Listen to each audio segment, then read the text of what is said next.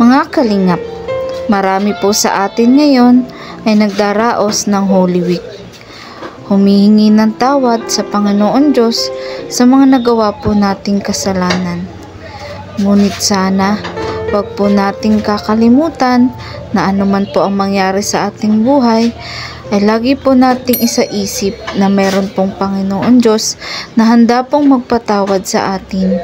Anuman po ang ating relihiyon, ay nire-respeto po yan ng bawat isa. Ito pong inyong mapapanood ay isa po sa mga pamamaraan ng ating mga kababayan at kapwa Pilipino kung paano po humingi ng tawad sa Panginoon Diyos tuwing Semana Santa.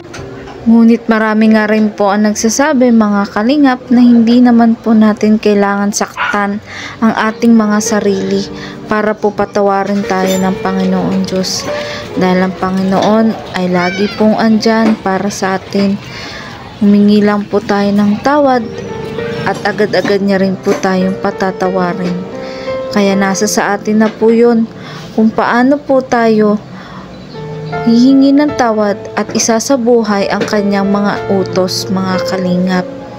Ngayong araw nga po, mga kalingap, ay naririto po kami sa isang lugar po sa Camarines Norte kung saan po dinarayo po talaga ang panunood po ng penitensya, mga kalingap, dahil ito po yung bayan na napakarami din po talagang dumadayo para po magpenitensya at talagang magsakripisyo po para po sa paghingi po ng tawad sa Panginoong Diyos. At talaga namang hindi po sagabal o hindi po dahilan ang matinding init para hindi po nila ituloy ang kanila pong pagpipinitensya o pagsasakripisyo para po sa paghingi ng tawad sa ating Panginoon Diyos. Ang linggo nga pong ito, mga kalingap, ay pagkakataon po natin para magnilay-nilay at pagsisihan po ang ating mga nagawang kasalanan. Nasikapin po natin na hindi na po natin muling magawa ang ating mga kasalanan at mapunan din po ang ating mga pagkukulang. Talagang hindi po lahat ay makakagawa ng ganitong sakripisyo, mga kalingap, na kailangan pa pong sakta ng sarili o isabuhay ang ginawa po ng ating Panginoon para lang po tayo mailigtas sa kasalanan. Kaya ako po humahanga rin po ng lubusan sa mga taong nagsakripisyo at talagang nagnilay-nilay at ginaya po ang pagsasakripisyo ng ating Panginoon Diyos, mga kalingap, para po sa sanlibutan. Gaya nga po ng lalaking ito na hindi po nagpenitensya pero nagpasan po ng krus sa kabila po ng init at habang nakakadena po ang kanyang mga paa. Pero karamihan nga po dito ay nagpipinitensya at talagang yun po ang mas pinili nila. Bale, iba-iba din po sila. Meron din pong gumagapang, nagpapasa ng krus, pero karamihan po ay nagpipinitensya, mga kalingap. Pero ganun pa man, iisa lang po ang kanilang adhikain, mga kalingap, ang mabawasan at humingi po ng tawad sa Panginoon Diyos sa mga nagawa po nilang kasalanan. Ito po ang kanilang number 1 na dahilan kung bakit po nila ito ginagawa. At pinili po nilang gawin kahit na talagang sakripisyo at napakasakit po dahil kailangan pa nga pong palu-paluin ang likod habang naglalakad sa matinding araw na ito, mga kalingap.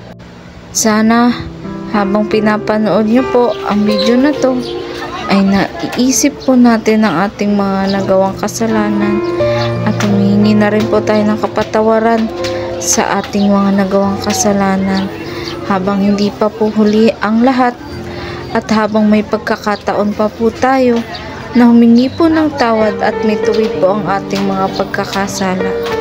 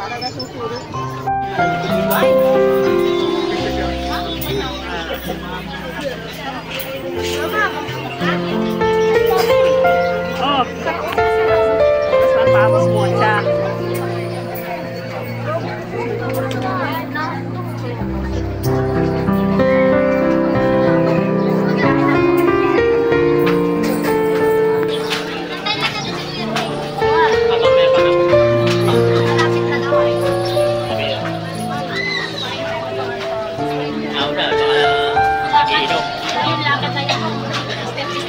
Mga nagiinom. Nakita mo pumapalo na. Mga nagiinom. Nagiinom pala mamaya.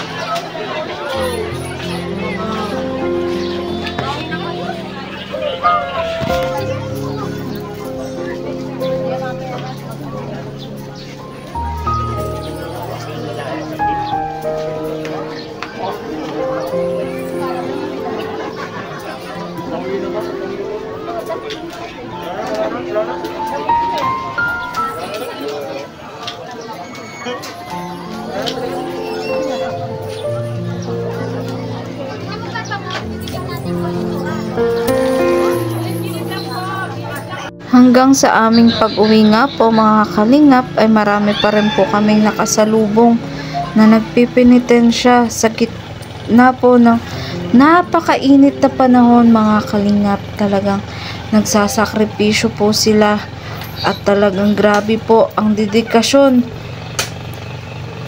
para lang po makahingi po ng tawad sa ating Panginoon Diyos.